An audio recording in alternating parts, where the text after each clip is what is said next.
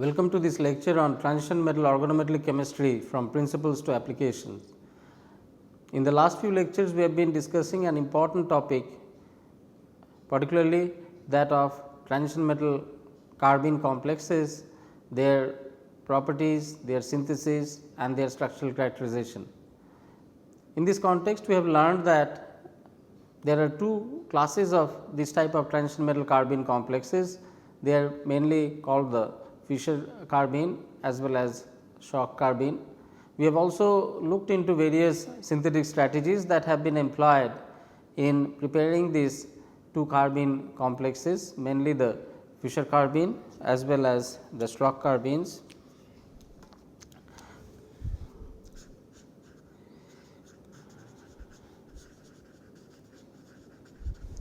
And Schrock carbene.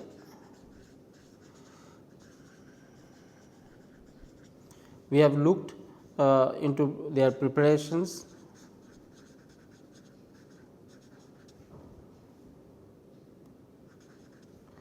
We have also looked into the metal carbene reaction, the bonding in these complexes.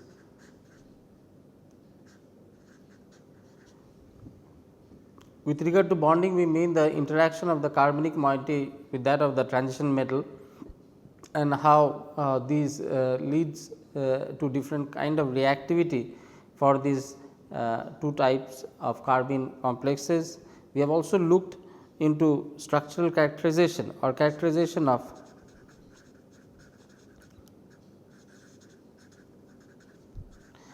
these complexes, and this we had discussed particularly with respect to X-ray single crystal diffraction studies.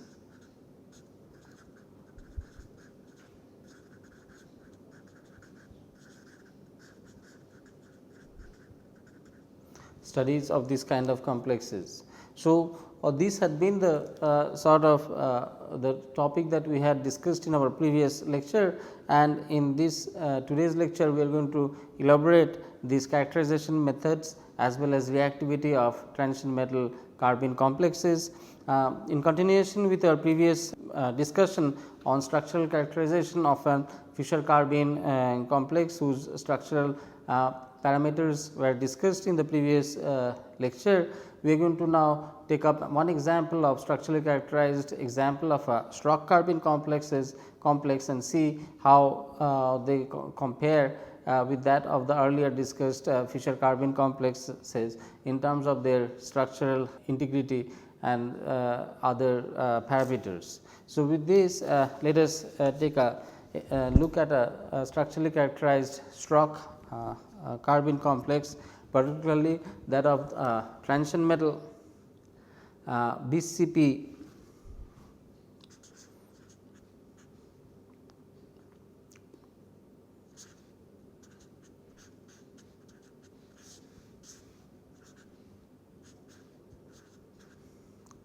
CH2 CH3 and the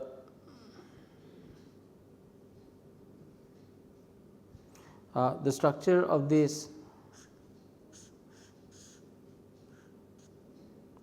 molecule is tantalum bound to 2 cyclopentadienyl ligand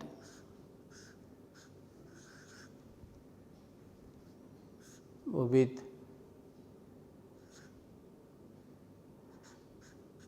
methyl moiety and carbonic moiety. So, this compound contains a tantalum carbon single bond as well as a tantalum carbon double bond, and as a result and that is obvious from the bond distances.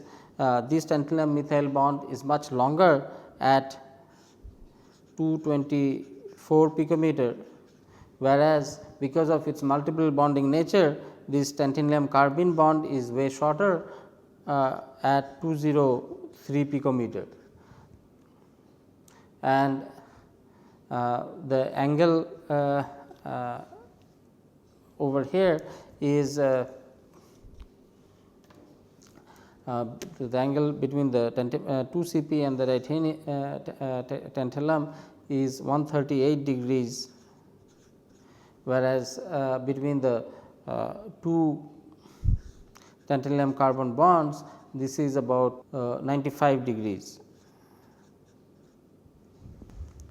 So, obviously, it can be seen that X-ray is extremely good technique for differentiating the bond that exists between tantalum and the carbon of a methyl moiety, as well as that of a tantalum and a carbene of a carbenic moiety, and it shows that because of the multiply bonded nature, tantalum carbene bond is significantly shorter than that of the tantalum methyl single bond, and that can be easily distinguished by using X-ray diffraction technique. Now, we are going to look at some of the general characterizations thing that can be obtained through structural characterization, and what one sees that this geometry about the carbon center is trigonal planar,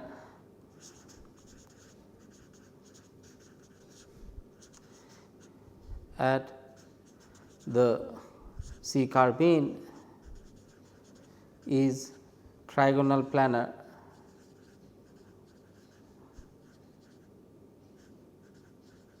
which means that the metal and the carbene and the two substituents on the carbon, they all lie in a same plane.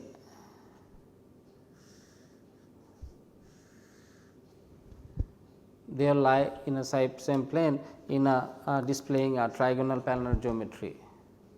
Also, from the metrical data, what one establishes is that the hybridization of carbon is approximately sp2, carbene hybridization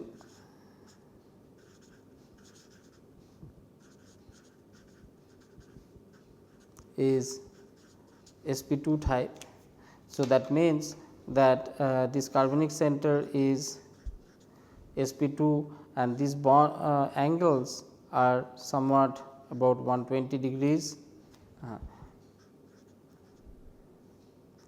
Now, in our earlier example of a Fischer carbene complex, what we saw that these metal carbon alkyl substituents, these bonds have expanded from 120 degrees to somewhat 128 or 130 degrees, and as a result this alkyl carbon alkyl bond has contracted from the ideal value of 120 to about 110 degrees. So, what we see that this being a sp2 center ideally should be 120 degrees, but in specific examples they may open up from the more ideal value of 120 to about 130 degrees, whereas the alkyl CR angle in turn may sort of become smaller.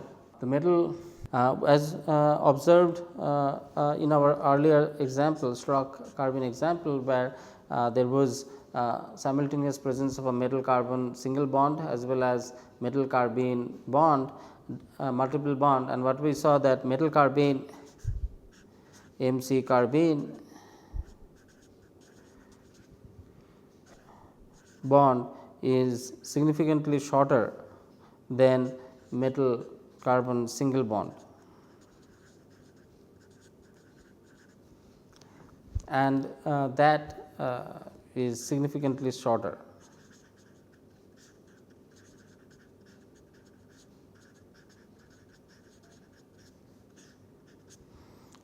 So, that is something that we had seen, and that arises because of metal carbene bond being multiple bonded in nature as owing to the presence of carbon to metals sigma bond as well as metal to carbon back bonding in nature. Uh, Also in our last example we had seen that with respect to carbon monoxide, metal C carbene bond is longer than metal CO bond, carbonyl bond.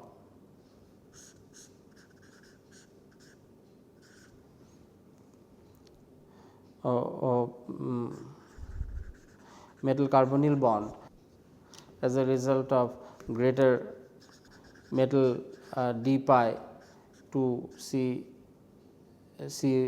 uh, p pi interaction in carbonyl complex. So, what we saw that owing to greater pi acidic nature of the CO ligand is more pi acidic. What we saw that owing to greater pi acidic nature of the CO ligand, that the metal back donates more to the empty pi star orbital of CO. As a result, this metal carbon bond carbonyl metal carbon bond of metal carbonyl compounds are way shorter than that of the metal carbene bond, because here the back donation is not as acute as that in metal carbonyl complex. Also for a Fischer carbene, what was seen from the structural characterization data is that the CX bond, where X is an heteroatom,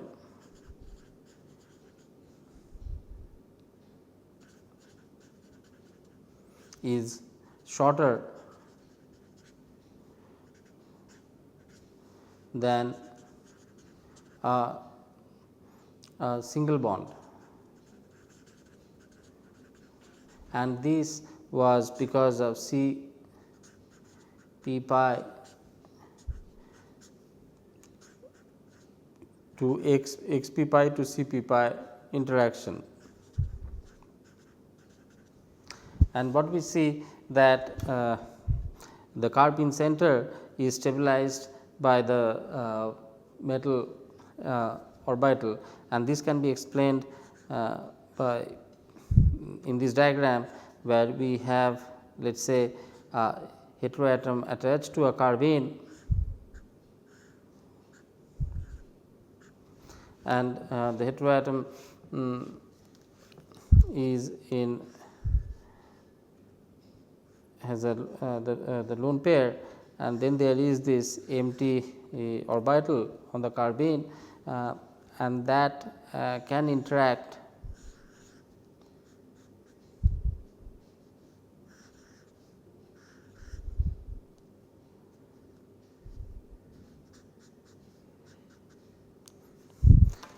this empty this is empty, and this is the lone pair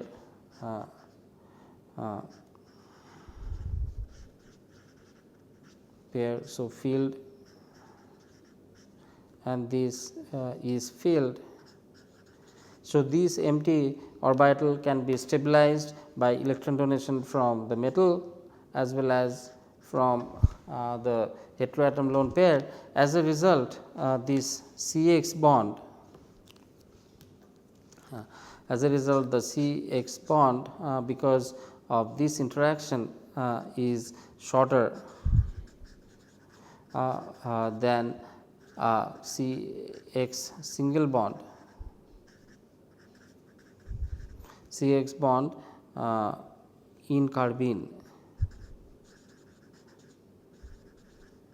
is shorter because of this stabilization or conjugation of its lone pair onto the vacant pz orbital of the carbene center, resulting in multiple bonding character between the CX bond.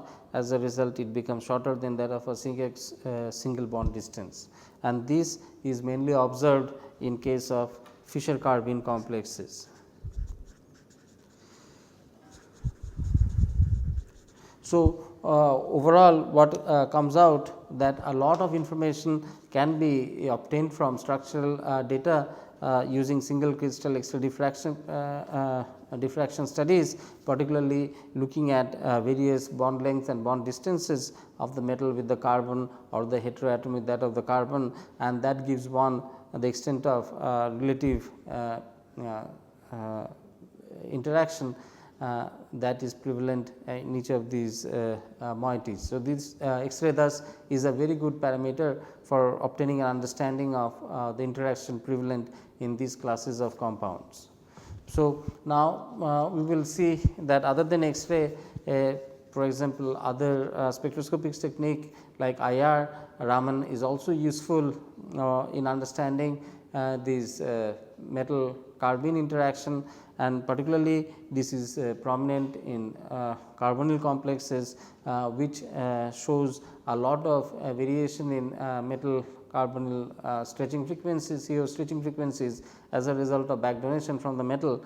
And I am going to illustrate this with an example showing the change in CO stretching frequencies as a result of back donation from the metal center to the CO, and how that can provide input onto the electronic nature of these carbene complexes. So, for example, very useful data can be obtained using IR or Raman spectroscopy. For example, for chromium hexacarbonyl new CO stretching frequency, this being a symmetrical molecule, one can only observe in Raman, which is 2108 centimeter inverse, whereas for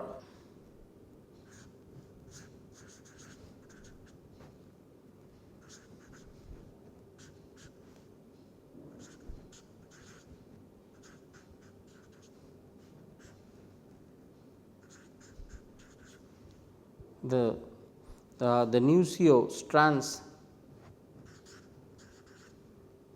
to carbene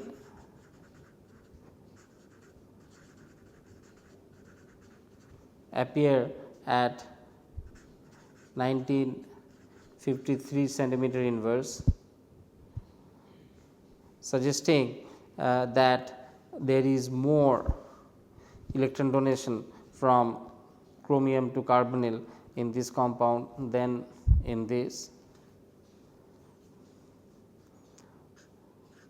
suggesting more chromium to carbonyl back donation occurring in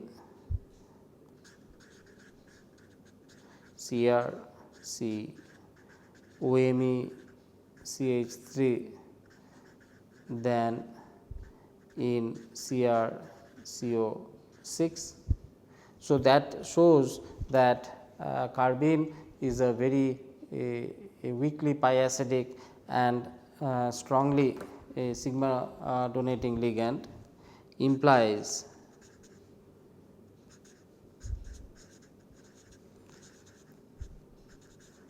bene is strong sigma donor and weak pi acceptor. And when one moves from Fischer carbene to n heterocyclic carbene complexes of the structure CO5 Cr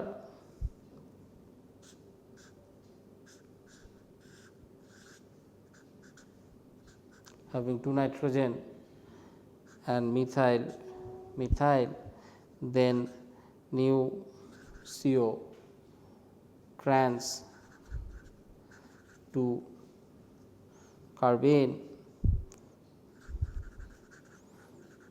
These carbenes are called NHC. This is called NHC. So, new trans to carbene appears even down at lower energy at 27 centimeter inverse. This implies that NHC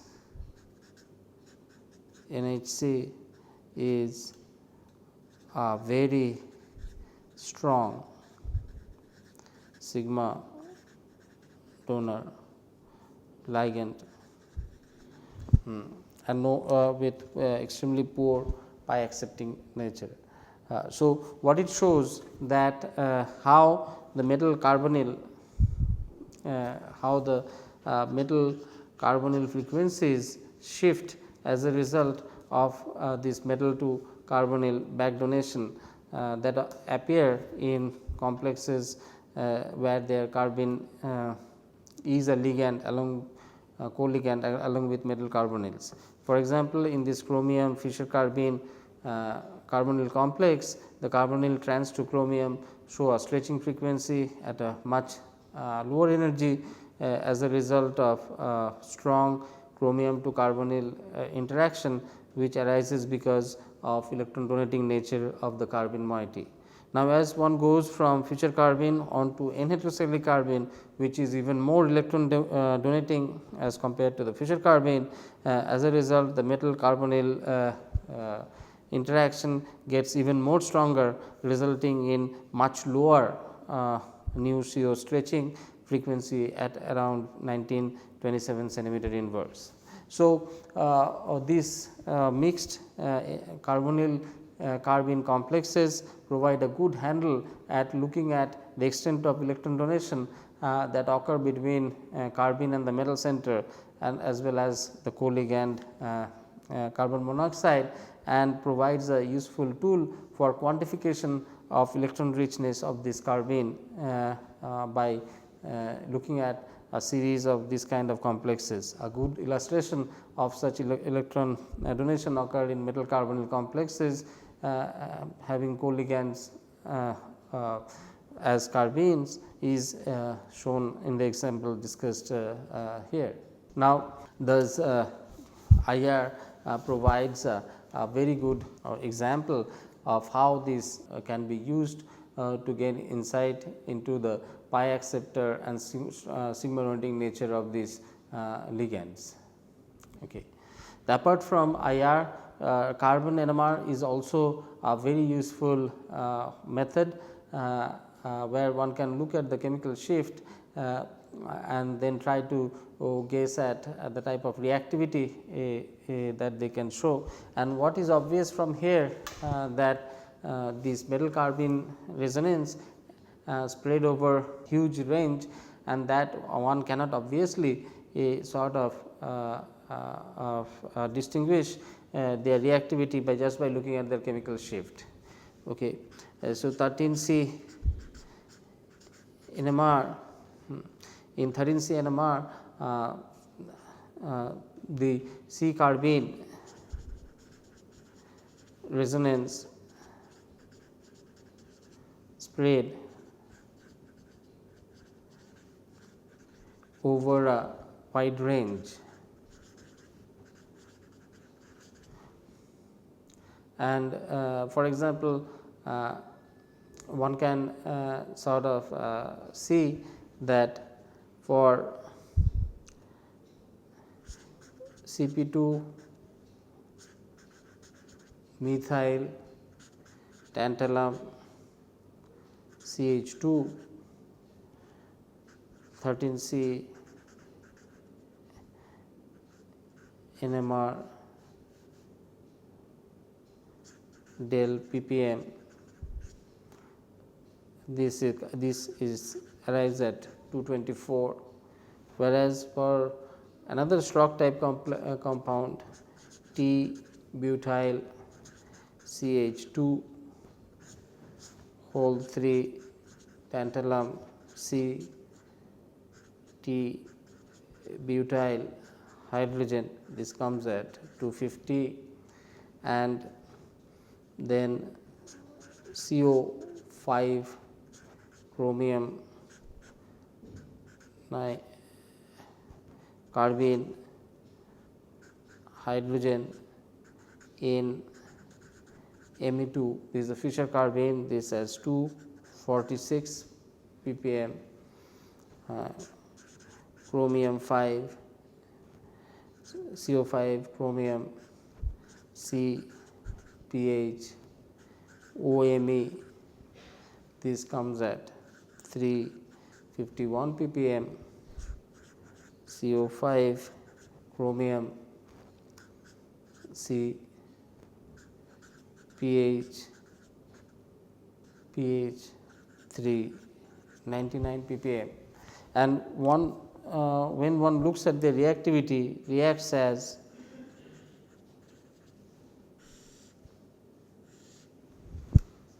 there is no correlation as to kind of reactivity that is disclosed.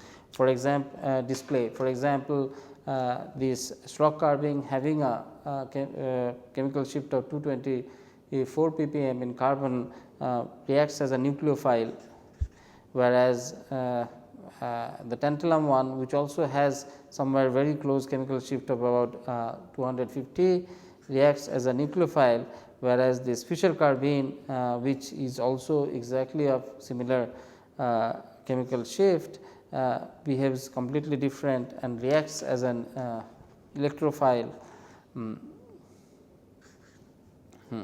And this another Fischer type carbene showing at appearing at very high carbonic resonance of 351 also behaves like an electrophile to that of chromium carbonyl appearing 399 also react as a electrophile.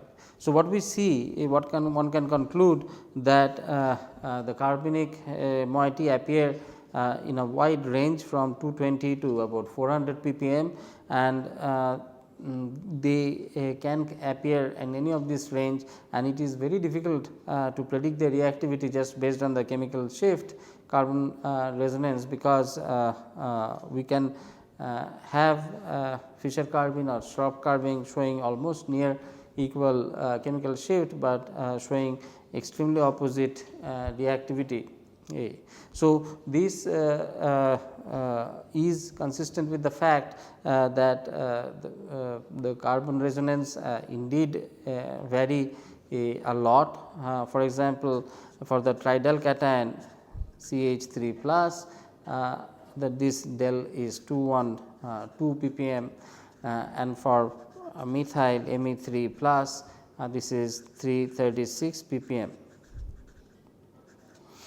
So, even for this cation on going from the methyl to phenyl substituents, there is a huge the difference in chemical shift. So, from the carbon characterization, one can say that even though the carbene moiety has been characterized, but any attempt to draw correlation based on their chemical shifts on the reactivity of these complexes may not be useful, because there may be carbene complexes which has comparable chemical shift, but probably a equally opposite kind of reactivity, as can be seen from this Schrock and the Fischer carbene complexes which behave totally different, live to each other.